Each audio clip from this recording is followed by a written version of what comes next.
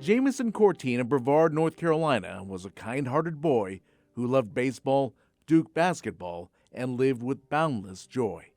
Almost 5 years ago, he died of an unknown health issue at just 9 years old. His parents, Erica and Dan, say few can relate to their loss. We live every day grieving for a child, and nobody understands what it's like. Even if they say they do, they don't get it. The Courtines created the nonprofit Jamison's Joy in memory of their son. It's easy to mistake Jamison's joy for I'm happy, she's happy. I'm not. Not at all. It's this little boy who just loved everything about life. And that's what our foundation is passing on. In a tranquil mountain setting, Jamison's Joy recently hosted a family grief retreat at Earthshine Lodge in Transylvania County. 4 families mourning the death of their children joined the Courtines for a weekend of friendship, camaraderie, and counseling. Bill B.A. of Winston-Salem and Kate and Josh Ashmore of New Bern were there. Bill's little girl died in 2021 on Mother's Day. She's remembered for her compassion for those less fortunate and her passion for social justice. My daughter was Emily. She passed away at the age of 10 from eating a single pistachio. We didn't know she had a nut allergy. This joyful season can be heart-wrenching for the BAs. The holidays can take over your emotions very quickly, and you can very quickly fall off what I call the emotional cliff.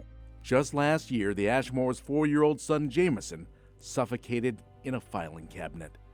Josh says the stages of grief don't begin to describe what his family's been through. I'm here to tell you, there are no steps. It's an ever-going roller coaster that never stops. The Ashmores tell us Jamison adored rocks and had big plans for them. What did Jamison love about rocks? Well, it all started about a week before he passed. He made a comment about how he wanted to go to the moon and build houses for everybody. He even told the garbage men. Dan Courtine hopes to reach more families through the foundation so that he can tell them what he's learned. Realize that you are normal. Every single thought that you're having, somebody else who's grieving their child has had. I guarantee you. I've had some... You are not alone is the biggest thing. The Ashmores pay tribute to their boy by including a framed photo at holiday gatherings. Last year, he was in all the family photos.